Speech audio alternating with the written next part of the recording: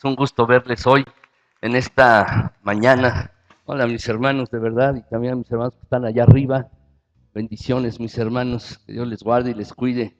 Y estamos aquí reunidos, mis hermanos, espero que estén contentos. Hemos venido a alabar a Dios, hemos venido a exaltar a Dios, mis hermanos, pero ahora vamos a meditar en la palabra de Dios. Santiago 5, mis hermanos. Santiago 5, versículos del 13 hasta el versículo número 18. Santiago 5, del 13 al 18.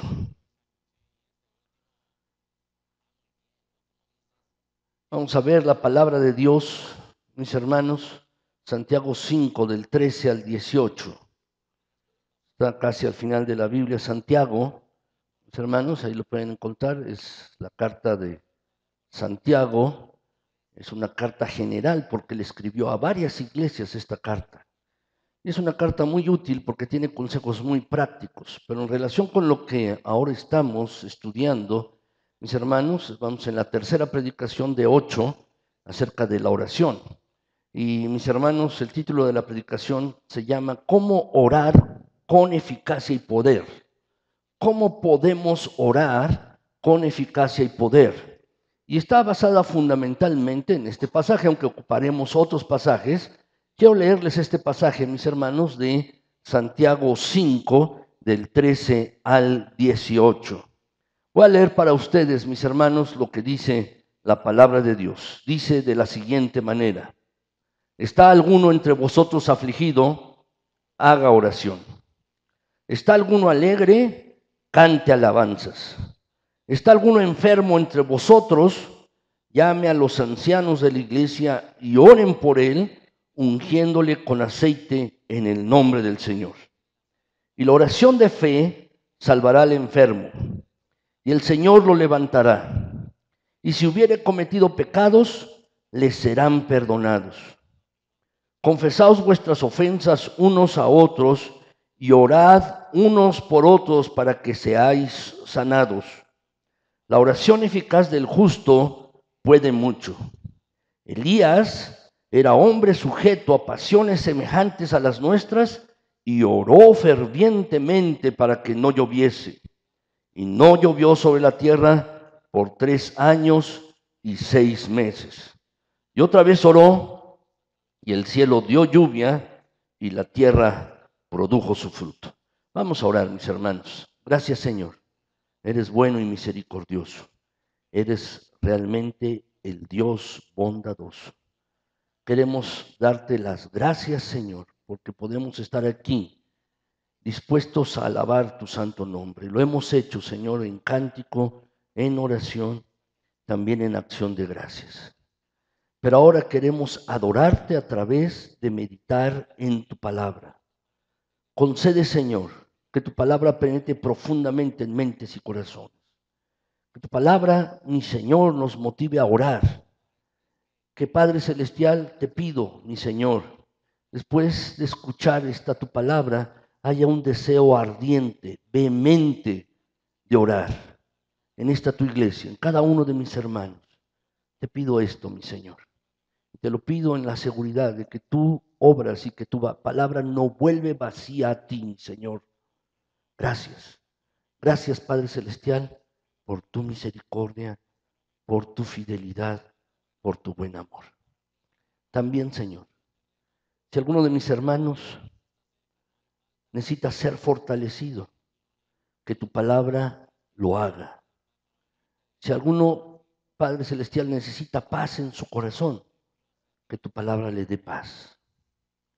Si alguno, Señor, necesita dejar de preocuparse, que tu palabra, Señor, dé seguridad y quite toda ansiedad.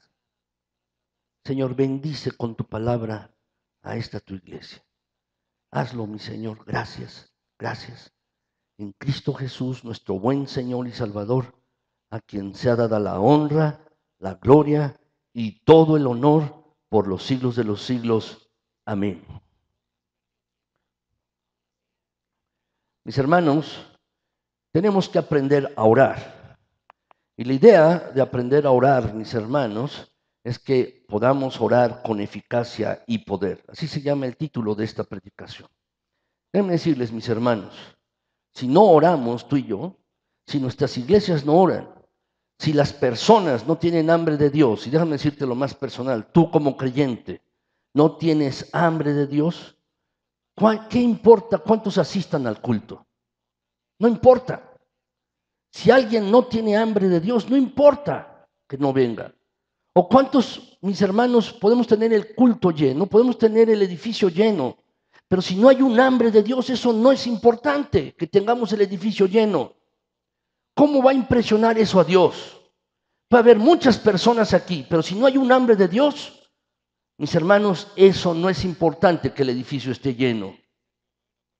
Imagínense ustedes que los ángeles estén comentando, wow, qué buen edificio están construyendo.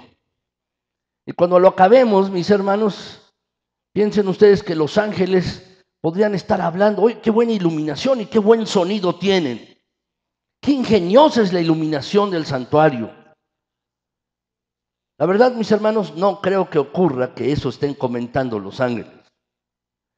Lo que sí comentarían mis hermanos es, caray, esa es una iglesia que ora. Esa es una iglesia que está buscando a Dios y que tiene hambre de Dios. Déjame decirte, si tú quieres experimentar aquí en la tierra la cercanía de Dios, entonces tienes que orar. Pero si tú no quieres experimentar aquí en la tierra la cercanía de Dios, entonces ¿para qué quieres ir al cielo? ¿Para qué quieres ir al cielo? Si no quieres experimentar estar cerca de Dios aquí, ¿para qué quieres estar cerca de Dios por la eternidad? Eso es algo que es muy importante y que quiero que tú medites. Dios en el cielo es el centro de todas las cosas. Y si aquí y ahora tú no eres capaz de disfrutar de su presencia, entonces para ti el cielo no va a ser el cielo, porque no vas a disfrutar allí de la presencia de Dios. ¿Para qué quieres ir al cielo? Si no estás dispuesto a disfrutar de la presencia de Dios aquí y de buscarle. Si no quieres estar cerca de Dios aquí, ¿para qué quieres estar cerca de Dios por la eternidad en el cielo? Déjame decirte, mis hermanos, orar es buscar a Dios. Y orar, mis hermanos, es el hecho de que tú quieras estar, o demuestra el hecho de que tú quieras estar en la presencia de Dios. De eso se trata orar, mis hermanos, de eso se trata de ser creyente. De eso precisamente. En esta carta, mis hermanos, de Santiago, que leí hace un momento, mis hermanos, que ustedes vieron en sus Biblias, aquí se nos enseña que, mis hermanos, debemos orar. ¿Está alguno enfermo? Ore. Llame a otros también para que ore. ¿Estás contento? Canta alabanzas a Dios. Pero se trata de que tú y yo busquemos a Dios y tengamos hambre de Dios. Y para que nuestras oraciones sean efectivas, mis hermanos, necesitamos cumplir varios requisitos. Fíjense bien cómo dice la Escritura, mis hermanos, ustedes lo tienen allí, Santiago 5:16, allí en su boletín, lo tienen ustedes, mis hermanos, allí en este lugar tienen el resumen de la predicación. Dice Santiago 5:16, dice, confesaos vuestras ofensas unos a otros y orad unos por otros para que sean sanados. Y luego agrega, mis hermanos, allí, la oración eficaz del justo puede mucho. Puede mucho. Este mismo pasaje, mis hermanos, en otra versión, este mismo pasaje en la versión de Nueva Versión Internacional dice, por eso confiésense unos a otros sus pecados y oren unos por otros para que sean sanados. Y agrega, mis hermanos, la oración del justo es poderosa y eficaz.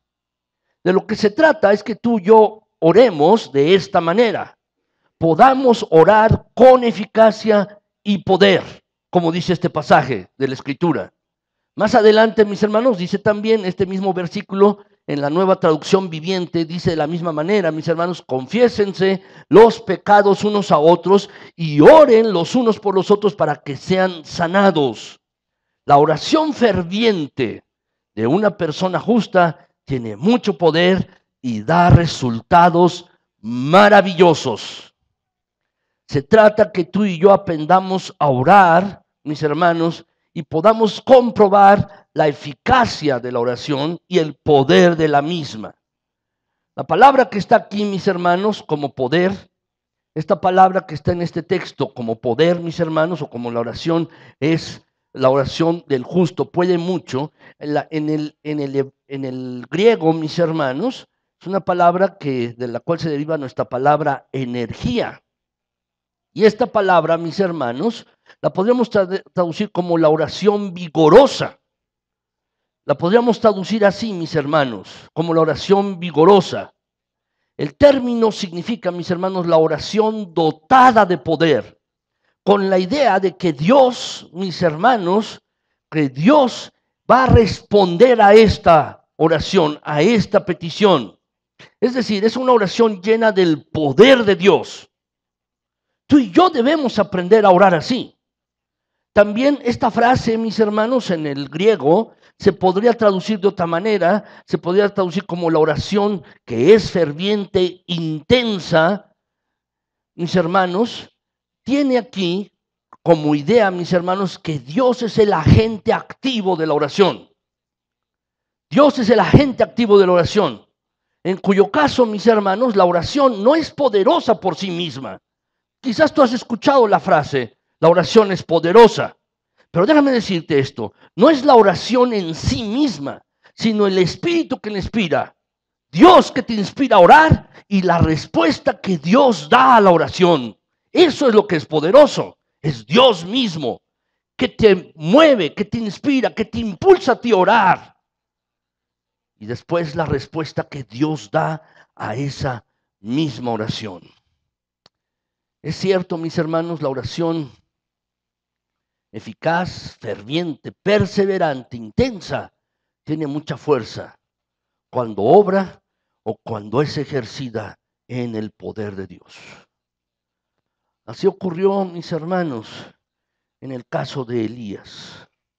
Dice aquí este mismo pasaje, mis hermanos, que Elías era un hombre con debilidades, como tú y como yo.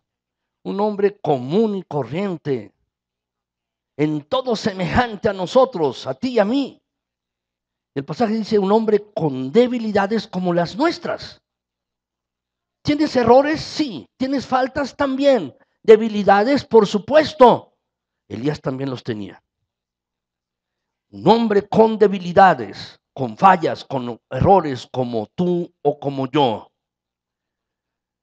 Pero este hombre, mis hermanos, dice el pasaje que leímos, que oró con insistencia y ocurrió lo que pidió. Su oración, después de orar, resultó en una sequía de 3 años y medio. No llovió sobre la tierra de Judea y todo Palestina. Y después este hombre volvió a orar con insistencia. Y entonces volvió a llover. La oración fervorosa del hombre, aunque tenga debilidades, mis hermanos, la oración fervorosa del hombre, la oración insistente de un hombre bueno, aunque tenga fallas, errores, tiene mucho poder. Este versículo, mis hermanos, que quiero que estudiemos hoy, nos llama la atención al poder de la oración ferviente y constante, mis hermanos. Y quiero que noten algo, déjame decirte. Este tipo de oración no es exclusivo de grandes hombres o siervos de Dios. No es exclusivo de personas que son muy espirituales, como podríamos decirlo. No es así, sino que, mis hermanos, cualquier persona, como tú y como yo, hombres comunes y corrientes, mujeres comunes y corrientes, como todos nosotros, podemos orar de esta manera. Así pues, mis hermanos, en esta mañana, yo quiero mencionarles, mis hermanos, 5 pasos de cómo la oración, cuando oremos, puede tener poder y puede ser eficaz. Y lo que yo te pido al final de esta predicación, que tú puedas tomar una decisión de tomar o de llevar a cabo estas 5 cosas, para que tú puedas ver respuestas a las oraciones. En primer lugar, mis hermanos, en primer lugar, la oración tiene poder cuando, anótalo por favor, es fervorosa. En ese espacio que tienes, la oración tiene poder cuando es fervorosa. En cierta ocasión, el apóstol Pedro fue colocado en la cárcel por Herodes. Lo llevaron a la cárcel. Primero mató a Santiago, mis hermanos, el apóstol, a Jacobo, el apóstol, lo mató, lo decapitó Herodes. Y como vio que eso agradaba a los judíos, entonces tomó al apóstol Pedro y lo metió en la cárcel. Y estaba en la cárcel el apóstol Pedro. Se hacían 4 guardias, mis hermanos, de 4 soldados, turnándose cada 4 horas. 16 personas custodiaban al apóstol Pedro. Y dice, mis hermanos, allí, que la iglesia, mis hermanos, en lugar de hacer una manifestación, en lugar de hacer otras cosas, la iglesia hacía algo, mis hermanos. Dice en Hechos 12:5, mientras Pedro permanecía bajo custodia en la cárcel, la iglesia rogaba fervientemente a Dios por él. ¿Puedes subrayar esa frase que está allí subrayada en la pantalla? Dice, rogaba la iglesia fervientemente a Dios por él. ¿Saben de dónde viene la palabra fervor? Está relacionada con la palabra hervor, de hervir. De eso, cuando tú pones agua en una estufa y le pones allí a 100 grados centígrados, llegará el momento, mis hermanos, la temperatura sube, pero esa es la temperatura en la que hierve el agua a nivel del mar, mis hermanos, a 100 grados centígrados, entonces comienza a hacer ebullición el agua, comienza a hervir el agua. De allí viene esta palabra también, fervor, e indica, mis hermanos, la intensidad con la que tú y yo debemos orar. Indica esto, la iglesia oraba fervientemente a Dios por Pedro. Eso es lo que hacían, oraban con fervor. Un hombre llamado Alejandro McLaren, mis hermanos, él era un gran predicador de hace 2 siglos y él decía acerca de este versículo, mis hermanos, que no era la perseverancia, sino el fervor lo que realmente estaba en la mente del escritor cuando escribió este relato. En el libro de los Hechos, cuando Lucas escribió esto estaba en su mente. No tanto la constancia de la iglesia en orar, sino el ardor que ponían al orar, el fervor que ponían al orar. Eso es lo que estaba en la mente, mis hermanos. La verdad, ciertamente, mis hermanos, tú y yo debemos tener pasión por orar. Debemos tener fervor por orar. Debemos tener un anhelo por orar. Esto debemos tenerlo, mis hermanos. ¿De dónde había aprendido la iglesia a orar así? Pues del Señor Jesús. La iglesia aprendió a orar así del Señor Jesús. El Señor Jesús pasaba tiempo en oración, en las mañanas, en las noches, y se apartaba frecuentemente a orar a solas. Podrían decirte un pasaje más preciso acerca de cómo el Señor oraba con ardor, con intensidad. El Señor Jesús, mis hermanos, en el huerto de Getsemaní, la noche precisamente en que fue él tomado preso, mis hermanos, el Señor Jesús estaba orando en el huerto de Getsemaní. Y allí dice la escritura, mis hermanos, en Lucas 22:44. Pero como estaba angustiado, el Señor Jesús, porque sabía lo que vendría, le tomarían, le golpearían, le escupirían y le pondrían en una cruz. Le maltratarían y le llevarían hasta la muerte. Y en todo ello se nos revela la humanidad del Señor Jesús. Se nos revela eso, pero dice que como estaba angustiado, se puso a orar con más fervor. En otras versiones, este mismo pasaje dice, mis hermanos, se puso a orar con más intensidad. Se puso a orar así. Y su sudor era como gotas de sangre que caían a tierra.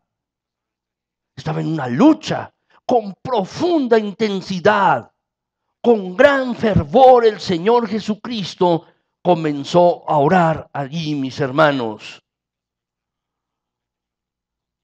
La verdad es algo que tú y yo tenemos que aprender. Tenemos que aprender a orar con intensidad, con anhelo, haciendo una búsqueda de Dios. Buscando, mis hermanos, buscando realmente, haciendo las cosas con intensidad. Elías, mis hermanos, así oró en la cumbre del Monte Carmelo. Elías, el profeta, tuvo un encuentro de poder con 850 profetas idólatras. Tuvo un encuentro de poder.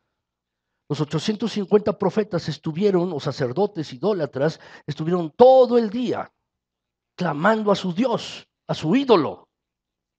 Y al finalizar este tiempo, entonces Elías preparó un holocausto. Porque la prueba era, a ver, el Dios que hiciera descender fuego del cielo, ese era, iba a demostrar que ese verdaderamente era Dios. Y Elías, mis hermanos, al preparar el holocausto, el sacrificio, y después de bañarlo en agua, con bastantes litros de agua, para que no quedara dura, entonces, mis hermanos, comenzó a orar Elías, y dijo Elías así: al llegar la hora del sacrificio, el profeta Elías se acercó y dijo: Señor Dios de Abraham, Isaac e Israel, haz que hoy se reconozca que tú eres el Dios de Israel y que yo soy tu siervo y que he actuado así por orden tuya. Elías estaba orando en la voluntad de Dios. Esto lo he hecho porque tú me lo ordenaste. Así es que sigue la oración y dice: respóndeme, Señor, respóndeme, para que este pueblo reconozca que tú, Señor, eres Dios y que eres tú el que hará volver sus corazones a ti. Fíjese bien la intensidad, el fervor con el que Elías estaba orando. Estaba allí orando él solo, delante de una gran multitud y enfrente de los otros profetas idólatras. Y le dice a Dios: Señor, respóndeme. Señor, responde a esta oración, para que este pueblo verdaderamente vea que tú eres Dios y no hay otro. Señor, respóndeme. ¿Cuándo fue la última vez que tú oraste con tal intensidad? ¿Cuándo fue la última vez que tú oraste con anhelo, pidiendo la respuesta de Dios para ti? Y le dijiste: Señor, por favor, respóndeme. Responde a esta oración. Mira que te lo estoy pidiendo. Respóndeme, Señor.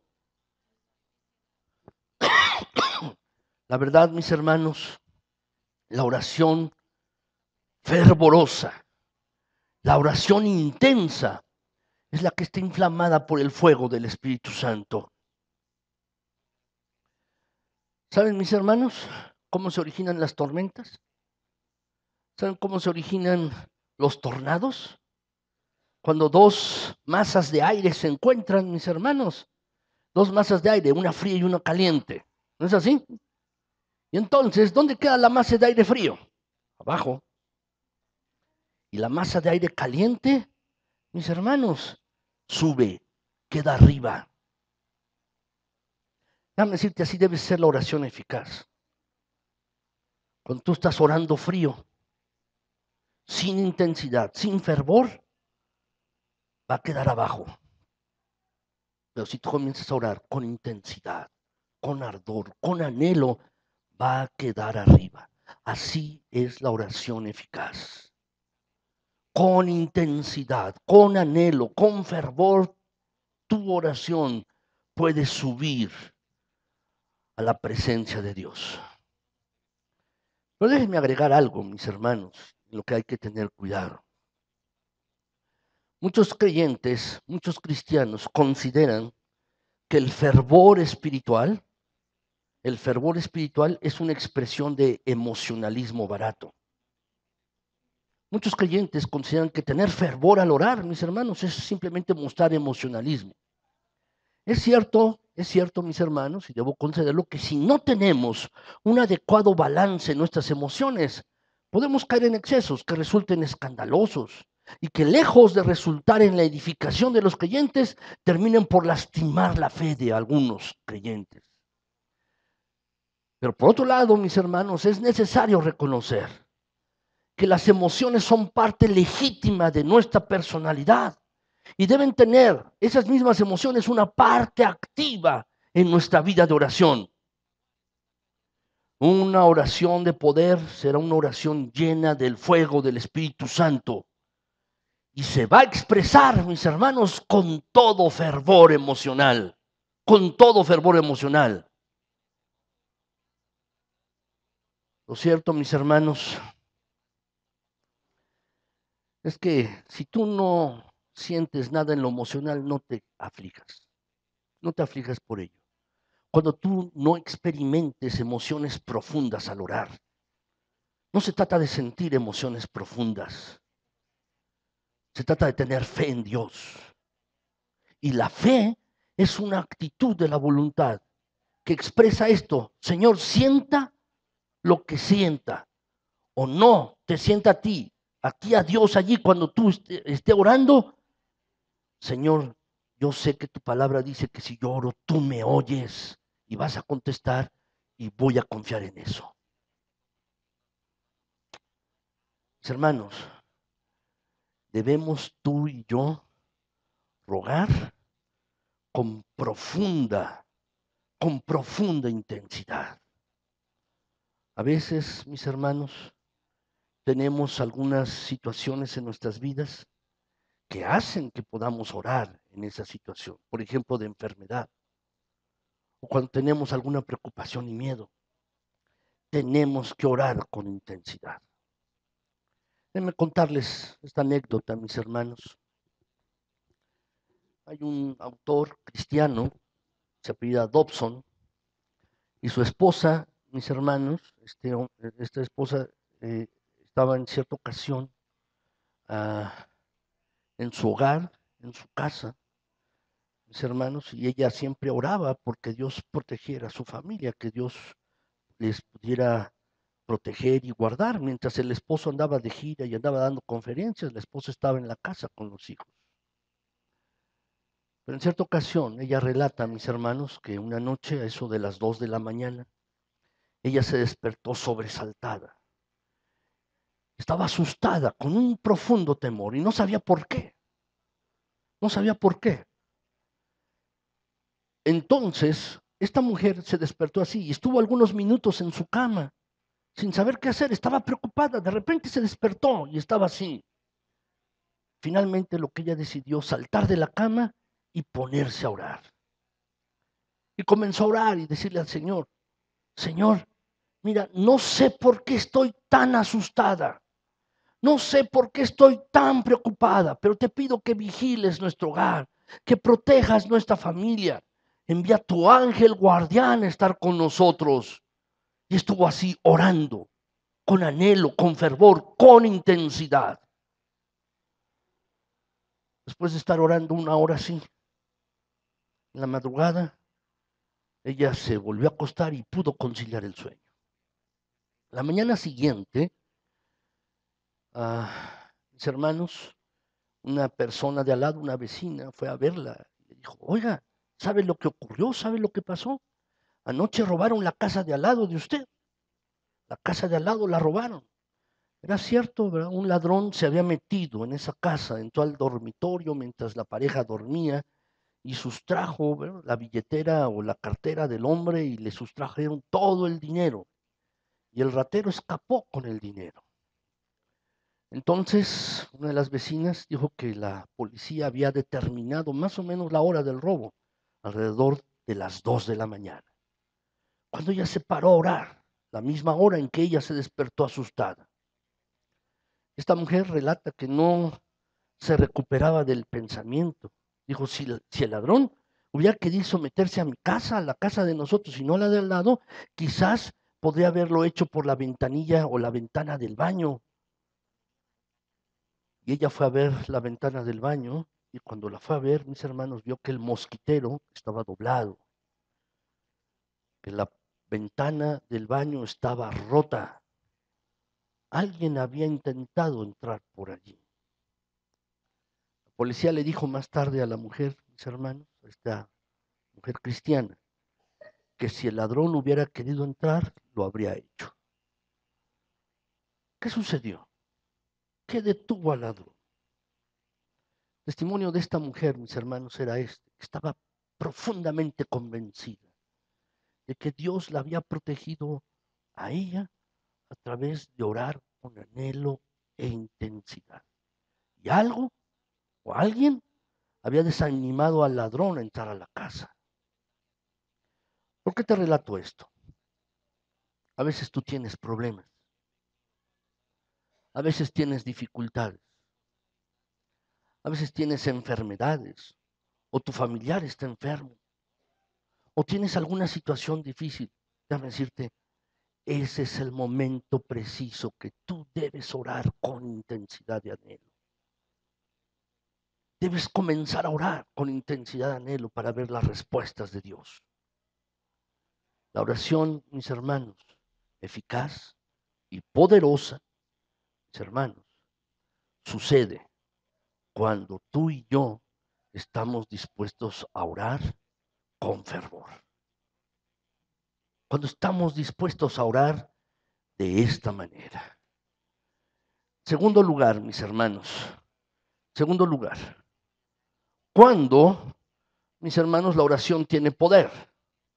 La oración tiene poder cuando el que ora es justo.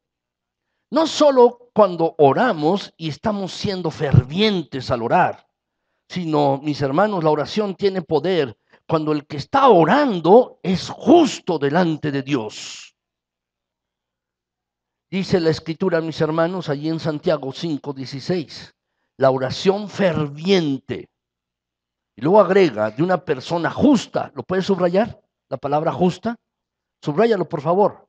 La oración ferviente de una persona justa tiene mucho poder y da resultados maravillosos. Aquí, mis hermanos, Santiago nos ayuda a comprender por qué muchas personas que oran, a pesar de que tienen mucho fervor, no reciben una contestación definida a sus oraciones. ¿Por qué? Porque no son justos. Porque no son justos. El justo, mis hermanos, es el que está bien con Dios. Y está bien con Dios de una manera práctica. Y la conducta de esta persona es agradable a los ojos de Dios. Se trata, mis hermanos, de que tú como creyente, como seguidor de Cristo, guardes tu conducta y puedas ser puro, sin mancha, que tú puedas huir del pecado. Se trata de eso, mis hermanos. Los oídos del cielo están atentos a la voz de los justos, porque no hay barrera alguna que impida la comunión con Dios, con el Dios al que ama. No hay obstáculo alguno, mis hermanos, que impida las oraciones. Dice la Escritura, mis hermanos, dice, vuestros pecados y vuestras iniquidades han hecho que yo cierre mis oídos a ustedes, dice el Señor. Se trata de esto. Si tú eres un creyente, si tú eres seguidor de Cristo, se trata que tú vivas en pureza. Y verás entonces que tus oraciones serán respondidas. Elías era un hombre así. Y por eso Santiago lo presenta como el ejemplo de lo que la oración ferviente puede obrar. Aquel, mis hermanos, que tiene un corazón puro, que es justo, jamás cesará de orar. Y aquel que sea constante en la oración sabrá que es tener un corazón puro. ¿Quieres vivir una vida más pura? ¿Más alejado de pecado? Dedícate a orar. Dedícate a orar. ¿Quieres pecar menos? Dedícate a orar. Ora. Ora con intensidad, ora con anhelo. Ora que el Señor te guarde para que no caigas en pecado. Ora así. ora de esta manera. La oración, mis hermanos, tiene poder cuando es elevada por una persona justa delante de Dios. Yo te pido, si quieres ver las respuestas de Dios a la oración, comiences a vivir de manera distinta, comiences a vivir de manera diferente, de una manera que agrade a Dios. Pero por otro lado, también tienes problemas con pecados, tienes problemas con algún pecado en tu vida que no puedes vencer. Entonces comienza a orar para que comiences a llevar una vida justa. Tercer lugar, mis hermanos, la oración tiene poder. En tercer lugar, la oración tiene mucho poder y es eficaz cuando es constante. Anótalo, por favor. La oración tiene poder cuando es constante, mis hermanos. Esta es la exhortación de la palabra de Dios, vez tras vez. Vez tras vez, mis hermanos, la Biblia nos exhorta a ello, a que debemos estar orando, perseverando en oración. Deben mostrarles rápidamente varios pasajes acerca de esto. Quizás lo saben, mis hermanos, se han oído, pero no está de más que tú los escuches nuevamente. Fíjate bien, 1 Tesalonicenses 5:16, ¿lo podemos leer, mis hermanos? Dice, no cesen de orar, no cesen de orar. Hay otro pasaje, mis hermanos, Efesios 6:18, dice, y todo esto háganlo orando y suplicando sin cesar, bajo la guía del Espíritu. Lo que está diciendo bien, hagan esto, todas las cosas, pero háganlo orando y háganlo en oración constante. Es decir, sin cesar, como dice el pasaje, bajo la guía del Espíritu. Y luego dice, velad, en la versión 1960. Dice, velad. En esta versión, mis hermanos, del mensaje, dice, renuncien incluso al sueño si es preciso. Velen. En la versión de 1960, aquí dice, renuncia al sueño. Incluso, deja de dormir si es necesario. Vela. Y oren con insistencia por todos los creyentes. Lo que nos está diciendo este pasaje, mis hermanos, igual que 1 Tesalonicenses 5:17, es que tenemos que orar en todo momento, constantemente. Colosenses 1:9, mis hermanos, dice el pasaje, por eso, desde el día en que nos enteramos de todo esto, no cesamos de rogar por ustedes. No dejamos de orar por ustedes. Aquí está hablando el apóstol Pablo. Estamos orando por ustedes. No dejamos de orar por ustedes. Y déjenme leerles otro pasaje, 2 Tesalonicenses 1:11. Dice, mis hermanos, por eso oramos constantemente por ustedes. Oramos constantemente por todos ustedes. ¿Qué significa esto, mis hermanos? ¿Qué significan todos estos pasajes? ¿Qué es lo que significan? No se trata, mis hermanos, de una secuencia temporal o de un ritmo cronometrable. Mira, yo estoy orando 2 horas. Hoy he orado 2 horas con 35 minutos y 40 segundos. No se trata, mis hermanos, que llevemos el cronómetro. Se trata, mis hermanos, desde que tú tengas una actitud. Es decir, mis hermanos, la oración constante es una oración persistente. Se trata, mis hermanos, de que tú tomes la oración como una actitud de vida. Se trata de esto, mis hermanos. No se trata de que tú vengas al templo aquí y ores y después te olvides durante toda la semana y no lleves una vida de oración. Se trata de que tú tengas una actitud de oración. De esto se trata, mis hermanos. Dice la Escritura, mis hermanos, más adelante, en este pasaje, mis hermanos, de Santiago 5:17, dice que Elías con fervor oró que no lloviera. La idea que está involucrada en el pasaje, mis hermanos, la idea que está involucrada en este versículo, involucra que Elías estaba orando de manera insistente. Debemos orar con insistencia y constancia. ¿Y sabes por qué debemos hacer esto? No para cambiar la voluntad de Dios. Debemos orar con insistencia y constancia para cambiar nuestra voluntad y poco a poco que nuestra voluntad se conforme a la voluntad de Dios, que es perfecta. Déjame repetírtelo. No se trata de que tú y yo estemos rogando, insistiendo y tengamos constancia en orar para cambiar la voluntad de Dios. No se trata de eso. Se trata de que tú al orar, yo al orar, nuestra voluntad, mis hermanos, cambie y se vaya pareciendo a la voluntad de Dios. De eso se trata. Por eso es que debemos orar. Algunas personas dicen, bueno, Dios no sabe ya lo que necesitamos, ¿por qué tengo que orar? ¿No sabe Dios lo que yo necesito? Porque tengo que pedirle y rogarle, insistir por ello. Se trata de que tú entiendas acerca de la voluntad de Dios. Y en ese proceso de orar,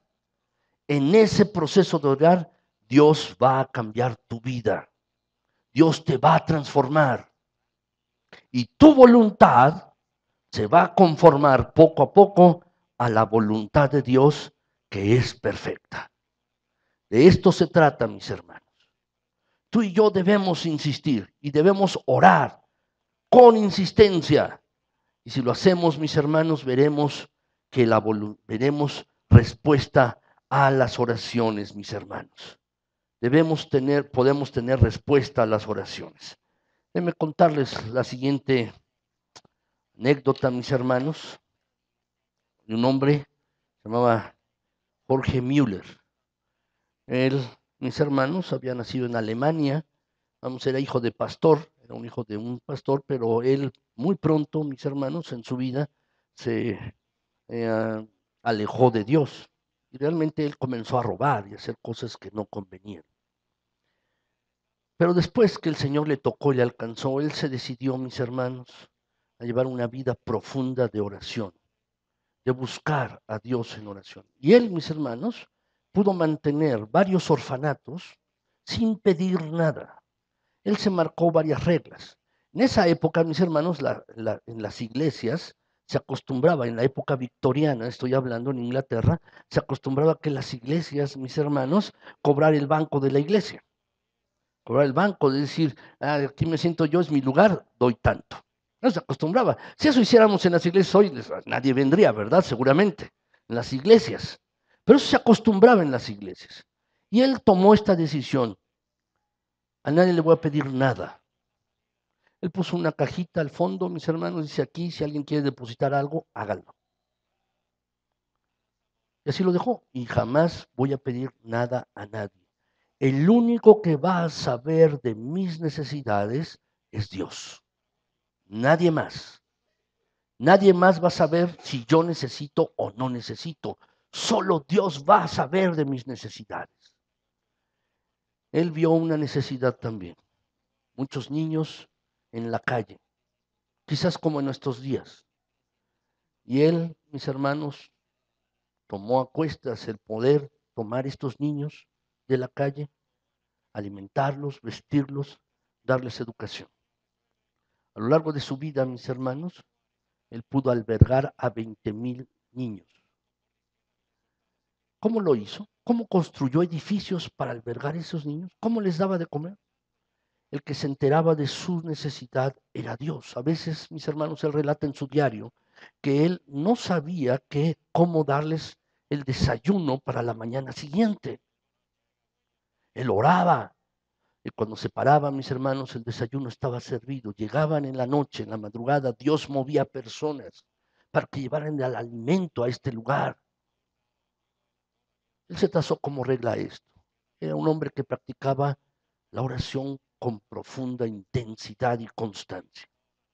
Él relata, mis hermanos, lo voy a leer textualmente, lo leí de su diario, dice, mis hermanos, que en noviembre de 1844 empecé a orar por la conversión de 5 personas, para que 5 personas se convirtieran. Oraba todos los días sin una sola interrupción, estuviera enfermo o sano, en tierra o en el mar, y a pesar de cualquier presión que pudiese producirse por mis compromisos. Transcurrieron 18 meses, un año y medio, antes de que se convirtiera el primero de los 5. Agradecí entonces a Dios y oré por los demás. Pasaron 5 años y se convirtió el segundo. Agradecí a Dios nuevamente por esta otra persona, por el segundo, y oré por los otros 3.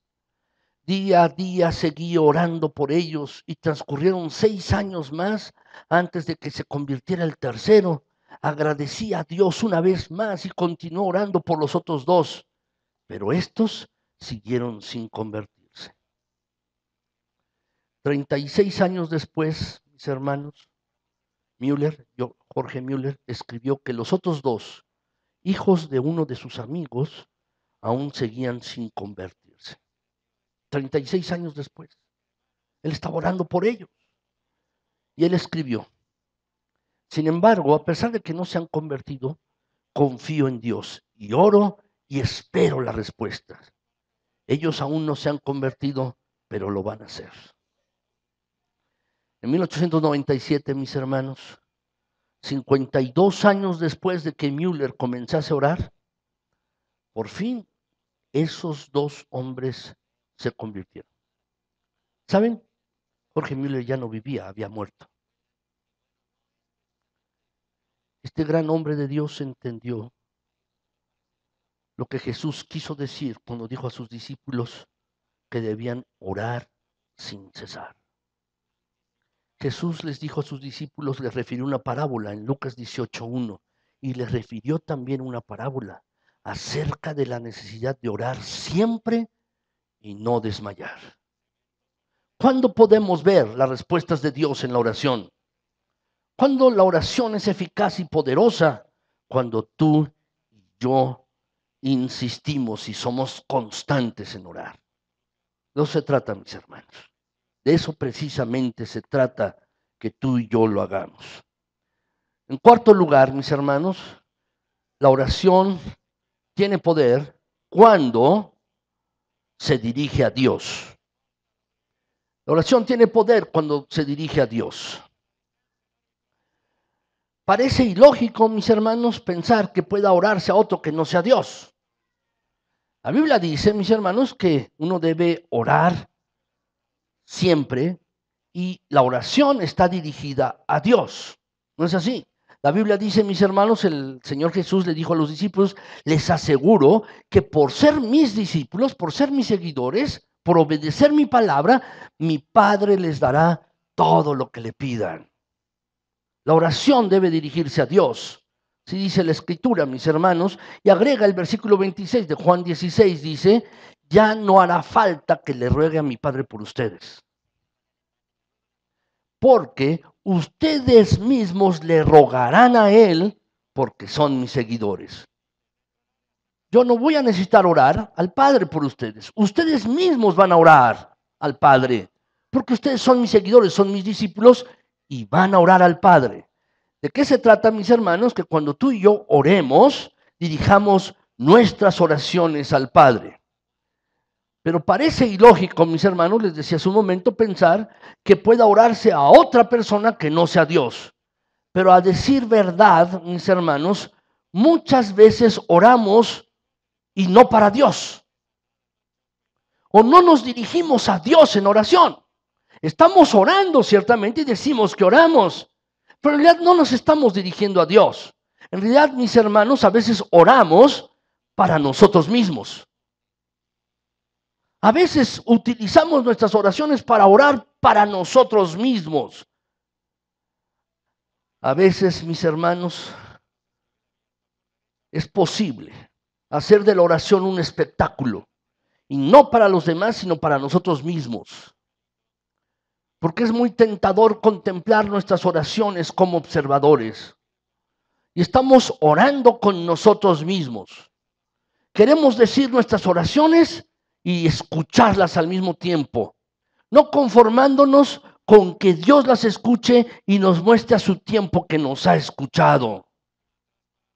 A veces oramos para nosotros mismos y nos escuchamos a nosotros mismos y estamos orando para nosotros en lugar de estar orando para Dios. La oración tuya y mía, la oración de la iglesia debe ser a Dios. Oramos a Dios el Padre en el nombre de Dios el Hijo y en el poder de Dios el Espíritu Santo. Muchas veces, mis hermanos, Dios no responde a nuestras oraciones porque estamos orando para nosotros mismos. Nos encanta escucharnos en oración. Pero también, muchas veces Dios no responde a nuestras oraciones simplemente porque no oramos a Él, sino oramos para los demás. Oramos para los demás. A veces utilizamos lenguaje rebuscado, palabras rimbombantes que suenen bien para que los demás digan amén. Porque eso es lo que deseamos, eso es lo que queremos. Y a veces decimos clichés espiritualoides. Parecen espirituales, pero en realidad no lo son. No lo son. Porque estamos orando para los demás, mis hermanos. ¿Saben? Las personas calvas utilizan pelucas para tapar su calvicie, ¿no es así? Utilizan pelucas para tapar su calvicie. Bueno, mis hermanos, nosotros usamos palabras así. Palabras rimbombantes. Utilizamos retórica y un lenguaje rebuscado. Y son como pelucas con lo cual tratamos de tapar nuestra calvicie espiritual.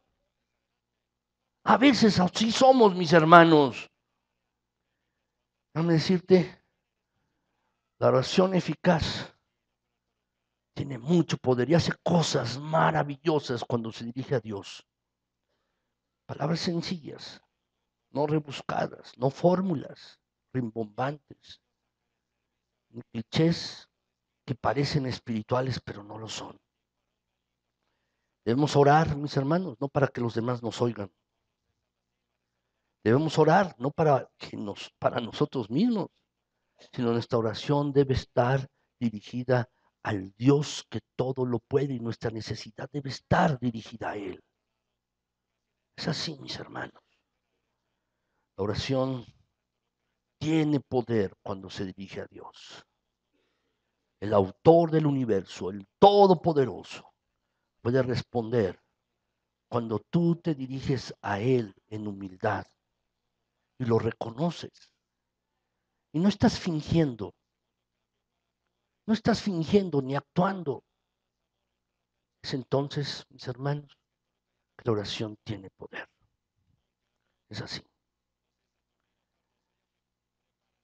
Finalmente, mis hermanos, en quinto lugar, la oración tiene poder cuando es definida. La oración tiene poder cuando es definida.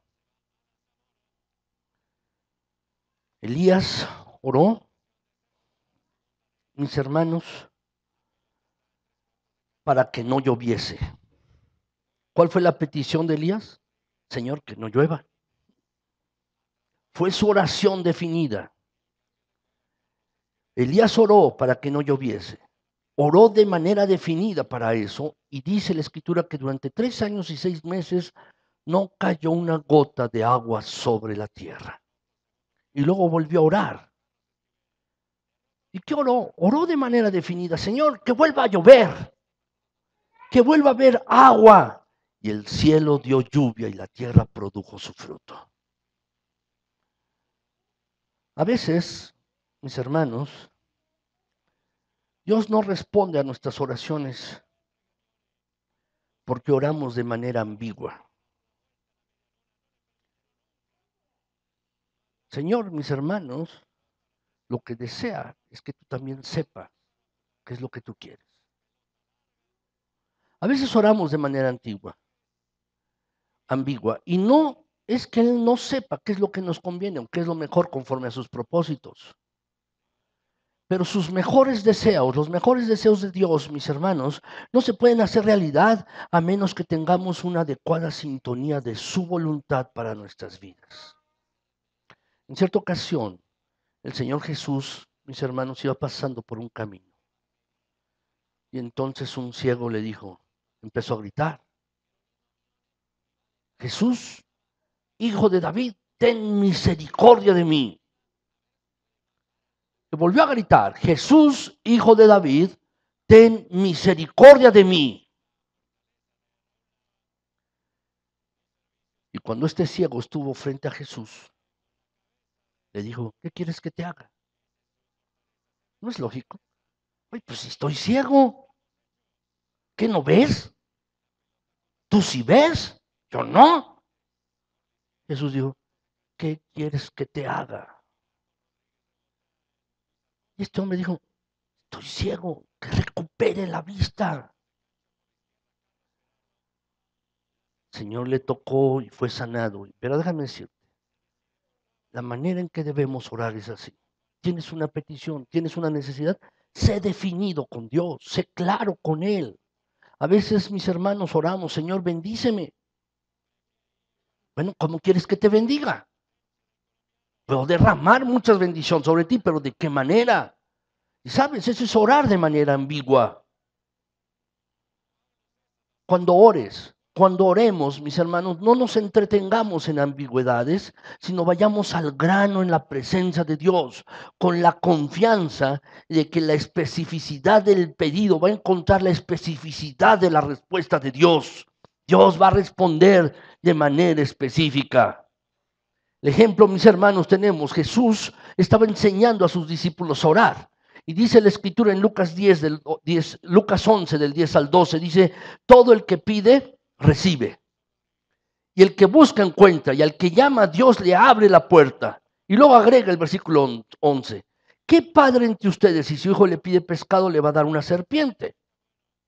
Es específico, ¿no es así? Le pides un pescado, te da un pescado. O si le pide un huevo, le va a dar un escorpión, es específico. Le pides un huevo, te da un huevo. A veces, mis hermanos, mi esposa me pregunta en las noches, ¿qué quieres de cenar? Yo le respondo siempre, lo que tú quieras, lo que sea. No se convierte en un problema, mis hermanos, porque a veces lo que me sirve no es lo que realmente yo quería. Yo quería otra cosa, pero pedí lo que sea. ¿No sé? Entonces me tengo que conformar y me lo tengo que comer, porque pedí lo que sea. He aprendido, mis hermanos, que si quiero comer algo, lo tengo que pedir de manera específica. Dame esto, dame el otro, dame, etcétera, etcétera. Entonces, como eso, porque eso es lo que quiero. Es lo mismo con Dios. Cuando tú ores, debes ser específico en tu oración. Debes ser específico en tu oración. Mis hermanos,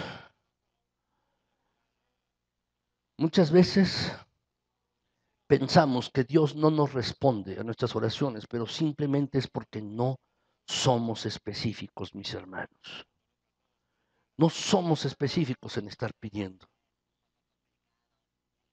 El apóstol el apóstol Pablo, en cierta ocasión estaba enfermo.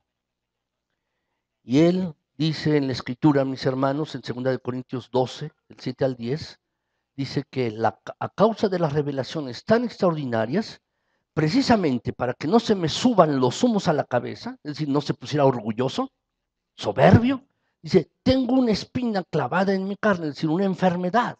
Se trata de un agente de Satanás que me da de bofetadas para que no me ensoberbezca, para que yo no esté de orgulloso y soberbio.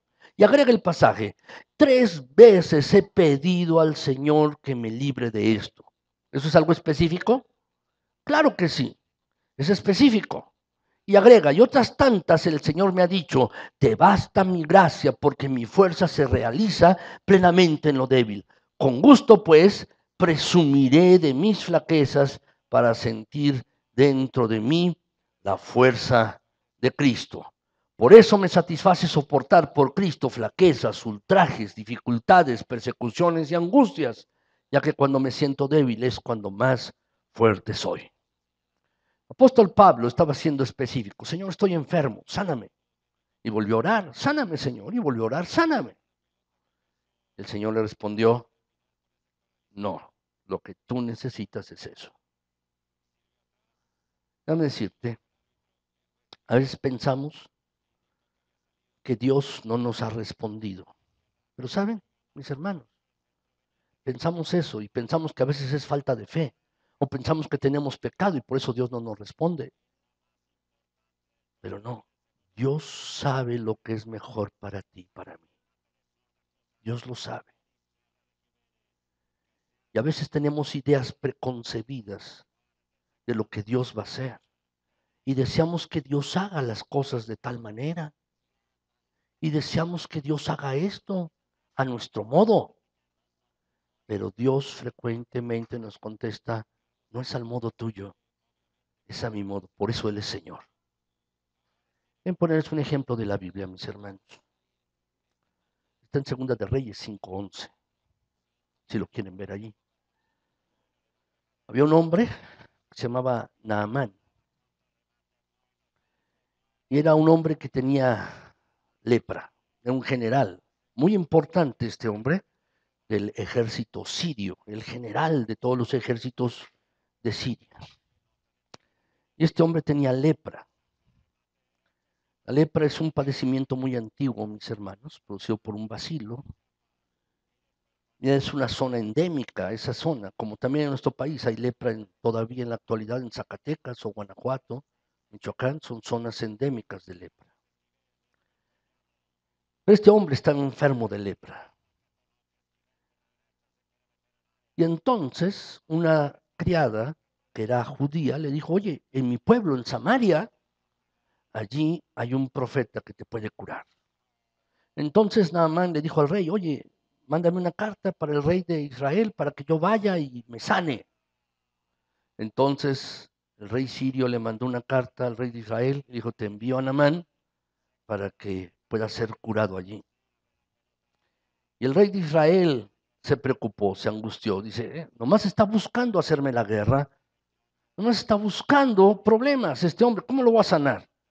Llegó esto a oídos de Eliseo, el profeta.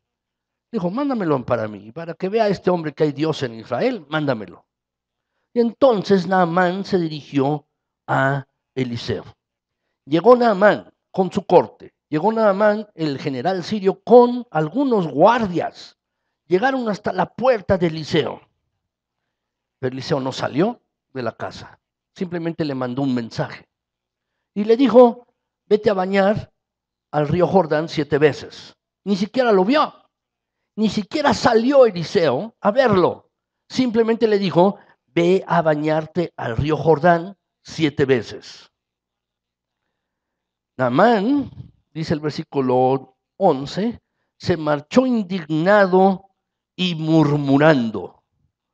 Yo pensaba que saldría a recibirme, hablando de Eliseo, y que puesto en pie, invocaría al Señor y pondría su mano sobre mi herida y me libraría de la lepra.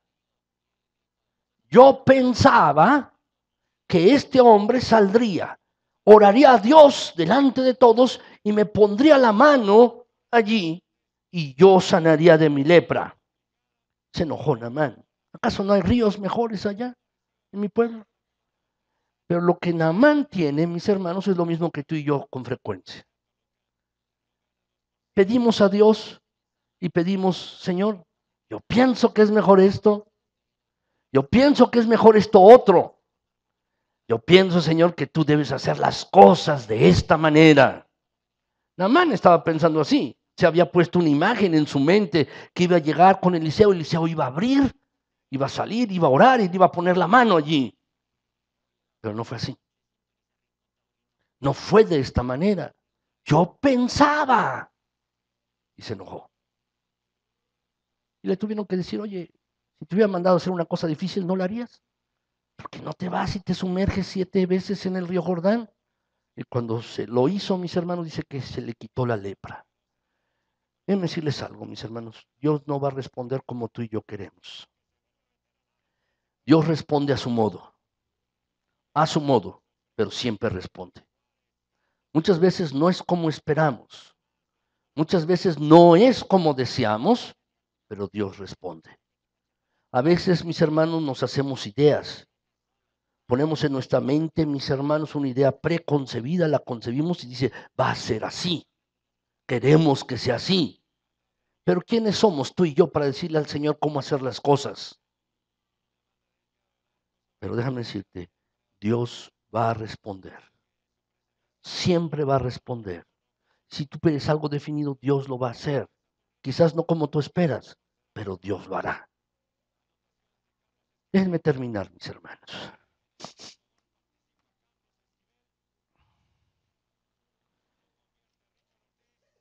Lo que yo quiero es que tú te animes a orar. Después de escuchar esto, lo que yo espero es que tú tengas un hambre de orar. Después de escuchar estos versículos de la Escritura, es que tú tomes una decisión de orar. Por favor, llena esto allí como conclusión. Ahí ustedes lo pueden llenar en la conclusión. Tienen algunos espacios. Por favor, llénalo. Por favor, ponlo allí. Escríbelo, por favor, para que lo tengas. Recuerda, el Señor no nos escucha por la aritmética de nuestras plegarias, ni toma en cuenta la cantidad de nuestras palabras. No son tu palabrería y la mía. No se trata de eso. No se trata de esto. Recuérdalo. Él no nos va a escuchar por la retórica de nuestras oraciones, ni tendrá en cuenta la elocuencia del lenguaje con el que nos expresamos. Tampoco se trata de esto, mis hermanos, de la retórica. Por otro lado, tampoco nos prestará oídos por la geometría de los ruegos, computándolos según su extensión o profundidad. No se trata de esto. Y tampoco va a valorar nuestros ruegos por su musicalidad, atendiendo a nuestra dulce voz o a nuestra melodiosa entonación. Dios no nos va a escuchar por ninguna de estas razones, mis hermanos. Dios no va a hacer esto. En realidad, mis hermanos, Dios tampoco nos va a escuchar por la lógica de nuestras peticiones, bien razonadas, dispuestas y organizadas, que tengamos un discurso así, bien estructurado. Dios no nos va a escuchar por eso, mis hermanos. Al contrario, el Señor solamente nos escuchará y nos dará sus bendiciones en proporción a la divinidad de nuestras oraciones. ¿Cómo tus oraciones pueden ser divinas? Si tú cumples lo que dice la palabra de Dios y lo llevas a cabo, tus oraciones serán divinas. Y Dios te va a escuchar y te dará sus bendiciones. Dios lo va a hacer. Lo que yo te pregunto hoy en esta mañana es lo siguiente. ¿Comenzarás a orar? ¿Vas a hacerlo? ¿Vas a comenzar a orar, a apartar un tiempo? Si tú no eres definido, si tú dices, voy a orar, pero no pones una hora, déjame decirte, no vas a orar. No lo vas a hacer. Tienes que tomar una decisión definida. Voy a orar, voy a comenzar a orar diariamente a las 6, a las 7, a las 8 de la mañana, a las 12 del día. Voy a comenzar a orar a las 10 de la noche, pero tienes que tener una hora definida. Si tú solamente dices, voy a orar, no va a suceder algo, déjame decirte. Tienes que tomar una decisión, poner una hora y un lugar. Te vuelvo a preguntar, ¿comenzarás a orar? ¿Lo harás? ¿Estarás dispuesto a buscar a Dios verdaderamente? Al principio de esta predicación yo les decía, el orar se trata, mis hermanos, de estar cerca de Dios. Seguro, cuando tú mueras, quieres estar cerca de Dios, pero si no quieres estar cerca de Dios aquí, ¿para qué quieres estar cerca de Dios por la eternidad? Debes comenzar a orar. ¿Comenzarás a hacerlo? ¿Darás estos 5 pasos para orar con eficacia y poder? ¿Darás estos 5 pasos? Yo espero que sí. Verdaderamente espero que sí. Para que tú y yo, que formamos parte de esta iglesia y venimos a este lugar, mis hermanos, este lugar verdaderamente sea una casa de oración. Mi Señor y mi Dios, gracias por tu palabra, mi Señor. Tu palabra es santa, es justa y es buena. Gracias, Señor, por eso. Y tu palabra nos indica cómo debemos vivir, lo que debemos creer, cómo debemos comportarnos, Señor. Es claro en tu palabra.